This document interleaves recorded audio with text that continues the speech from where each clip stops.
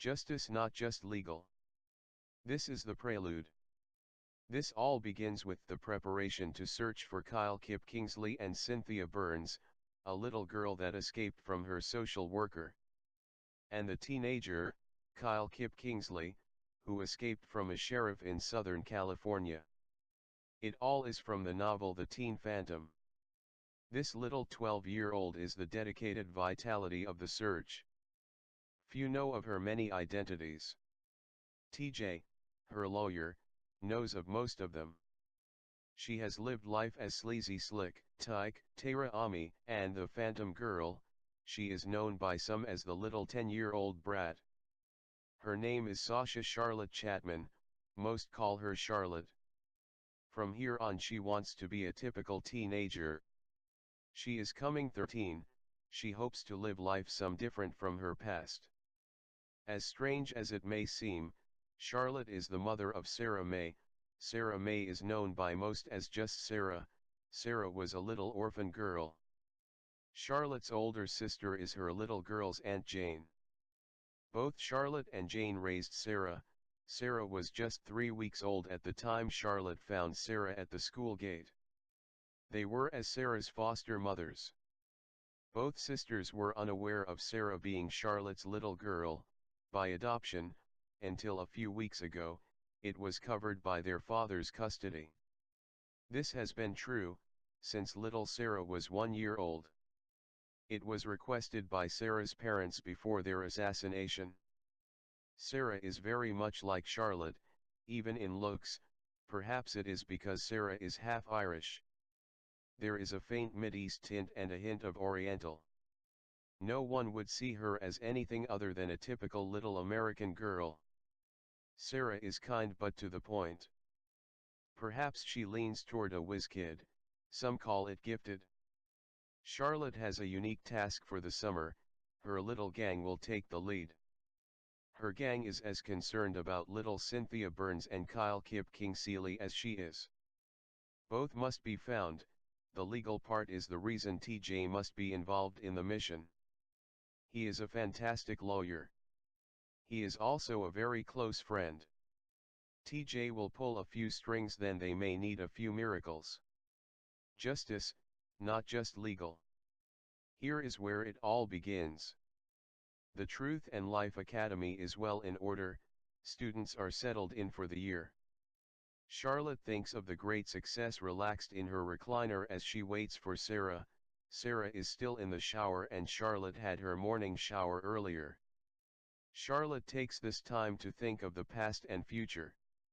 She thinks of the summer mission and TJ Russell comes to her mind. She sees him much as her father.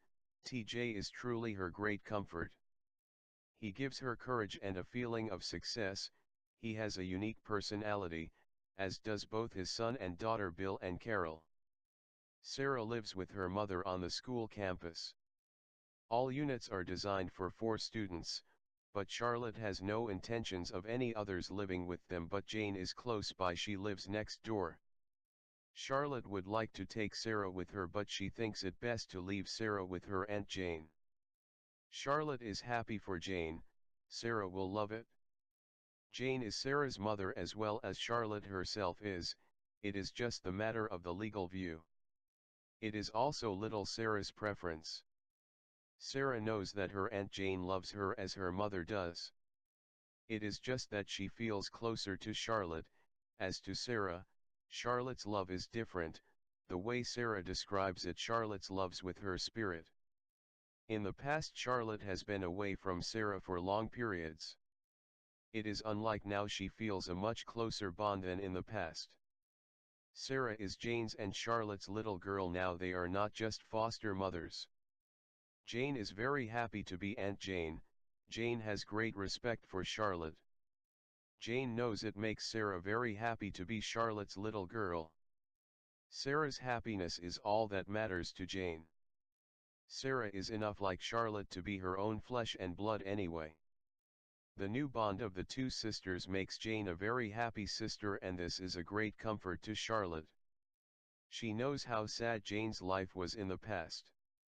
Sarah comes out of the bathroom. She is wearing a dress her mother has not seen her wear before. None other than Charlotte buys Sarah's clothes. Sarah has always insisted that Charlotte buy all of Sarah's clothes. Charlotte had put on an act. She appeared to be shocked. It is unknown to Sarah as Charlotte had set up Sarah's training with Beth. Do you like it, mother? It is very nice, Sarah. The soft pink goes well with your soft cream skin tone and it goes nicely with your dark hair also. You have nice hair, it is quite unique, your dress is very nice. I wanted to surprise you, I made it. Beth helped me some, she is a real good teacher. I am sure you know that, she told me all about you when you were a little girl. Yes, Beth is an excellent teacher and she has been as a mother to me. Mother, it is a secret I have kept from you and Aunt Jane. Aunt Jane has not seen my dress yet. Aunt Jane will be along any time now, she is an early bird. It is not but a few minutes pass and there is a light knock at the door. Come on in, Jane, the door is not locked. Jane comes in with a mischievous grin. How did you know it was me? Perhaps our cousin's talent is rubbing off on you, her talent, gift or whatever. No, I don't think so, you have a special knock, also I have been expecting you, I will admit I sort of felt you at the door though. It's nice living just next door to you and Sarah. It is, I like that too, it is nice for Sarah, it is handy for all of us. Good morning, Aunt Jane. Good morning, Sarah. Did your mother buy you a new dress? It is so neat, it is so fitting with your beautiful skin tone. No, Aunt Jane, I made it. Beth helped me, she is a very wise teacher. Jane has a very lovely smile. You are a very clever little girl, you are truly like your mother, I am very happy for you. Charlotte looks at her little girl with concern. Sarah, I have a very vital task this summer, I would like to take you with me but I shouldn't. It may not take long. It could be a little risky but I will be very careful. I must find a little girl about a year older than you are and a boy about a year older than me. Mother, I don't mind now that I am your little girl, it is different. I have Aunt Jane and I have lots of good friends and I can talk to you on the phone. Yes, you certainly can, I plan to call you every day. Mother, Ben, Bill, and I could do research for you, would it be okay for me to work with them? That would be just fine, but I would like for Bill to go with me as long as Susie will not mind, I really need his help, of course Bill may not want to go. You could work with Ben, I had planned to ask Ben to organize the research team, he is the best we have, and Swan says he is the greatest. Jane is amused at her little sister's plan, she will tease her a little. Bill may not want to go with you. You can't be serious, he would give his right arm for the chance. I can just see you and Bill traipsing off alone. That would kill Susie, she is in a crisis over your bond with Bill now. Charlotte is a bit upset and she is without the need of Jane's put in. We would not be going alone, I will have a team with me, Susie will never be happy, not until she learns that there is no happiness in possessing people. Loyalty and virtue has nothing to do with possession. Jane speaks with a teasing smile. You and I know that, but Susie doesn't.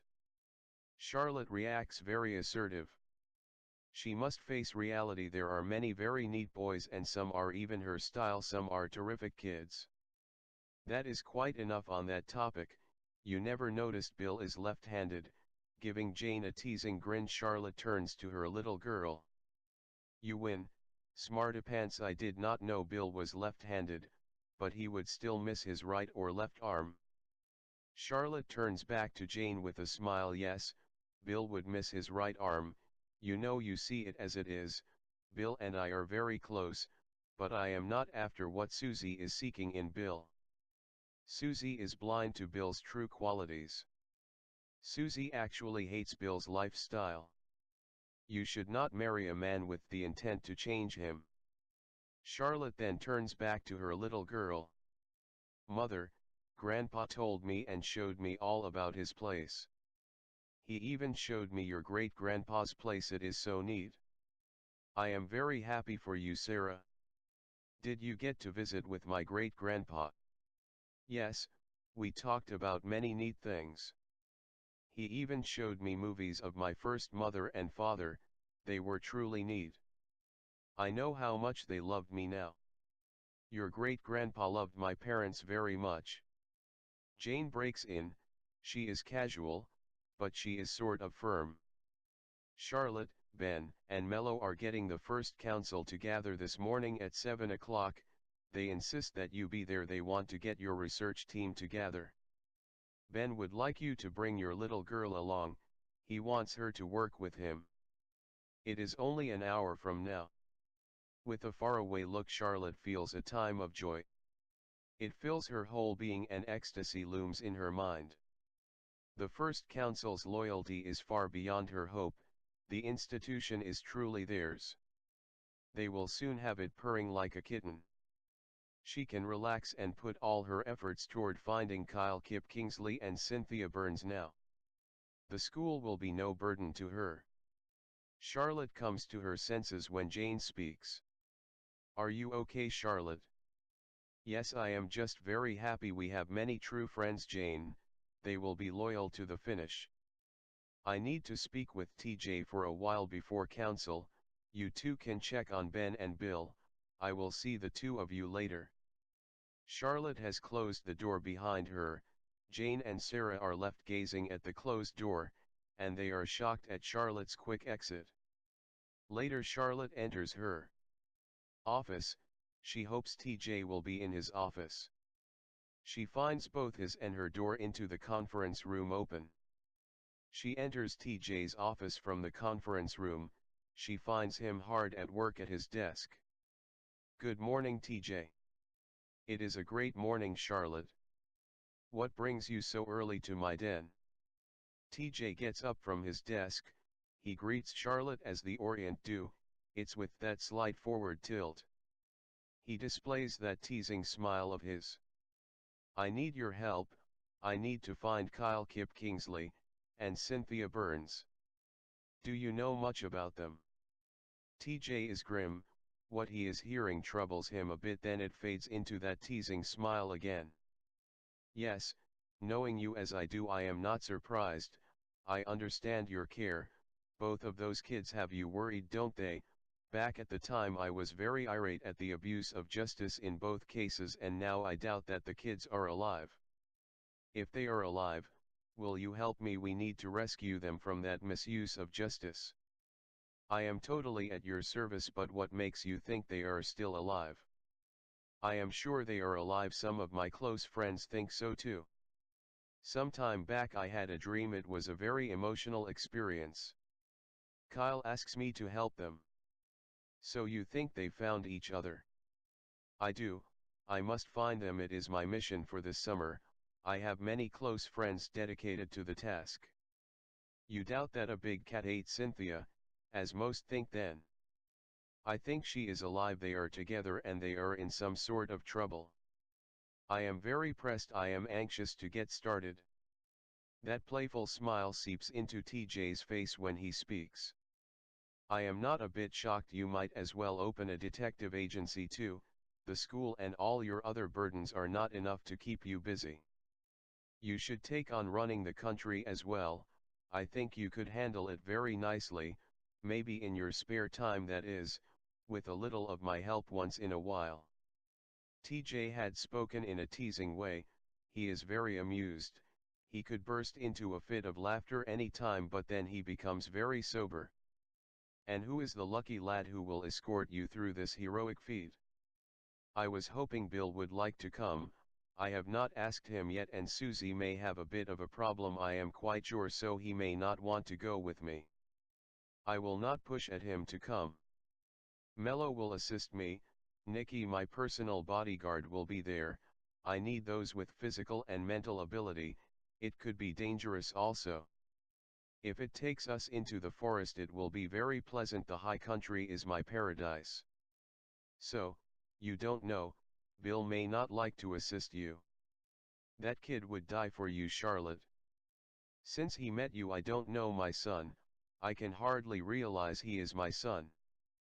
I do understand Susie would definitely have a problem, but there are a lot of neat boys her style and liking. We have a great class of kids here. Yes we do, it is hard for me to realize, it is a dream come true. TJ is very pleased with his son's close bond with Charlotte. He is a bit prejudiced, he hopes they will marry. It would be such an honor to have her as a daughter-in-law,